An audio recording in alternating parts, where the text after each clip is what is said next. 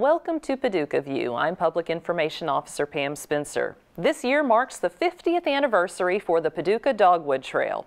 It's a lighted trail that showcases spring blooms, especially those beautiful dogwoods. Paducah Civic Beautification Board member Lynn Thompson is here to give us a history lesson of how this tradition started and how it's grown over the years.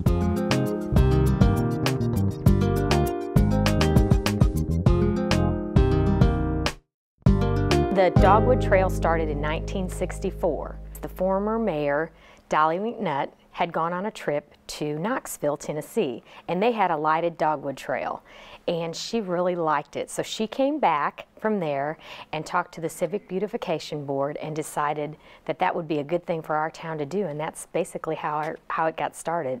And originally it was just 2 blocks on Sycamore Street that it started with, and it's evolved to 10 miles of the lighted trail. I am a transplant to Paducah. I grew up in the St. Louis area. So when I lived up there, I was dating my husband, Sam, and this guy I worked with, he was from Carbondale, Illinois, and he found out that Sam was from Paducah, and he said, oh, well, that's where the Dogwood Trail is. He told me all about the lighted Dogwood Trail, and I saw him that night, and Sam said, oh, my parents live on the Dogwood Trail. So I go back to work and this guy was all excited. So that was my first exposure to the Dogwood Trail. Also, when I lived in St. Louis, they had it on the news one night, the Dogwood Trail. So anyway, eventually we moved down to Paducah. We moved in a house on the Dogwood Trail. So that was kind of fun, and it was very exciting. It brought the neighbors together. Years ago, they used to have a police escort, and they had like a parade almost throughout the whole trail. We lived on a road that kind of went up like this. And so my kids, everybody would stand outside and watch the parade.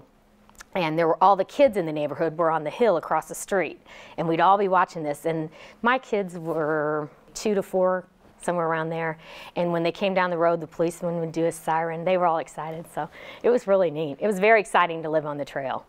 I think why it stayed so important to Paducah is I think it's a unique thing. Even though they might have something in another city, I think it's kind of unique. And also, I really do think it brings everybody together.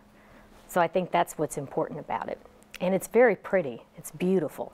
The Library of Congress honored this in the year 2000. They selected Paducah Dogwood Trail to be a local legacy. Other things that were selected as a local legacy were the Fancy Farm Picnic and Kentucky Derby. There's lots of other ones, but those are a couple of them. Each year we select winners both on and off the trail. There's a committee on our board that goes around and looks at all the houses that were on the Dogwood Trail and the ones that light up, and they try to pick the best one, not only just the dogwood trees that look the nicest, but also the yard that looks the nicest. It's quite an honor to win. People are usually very excited to win this honor.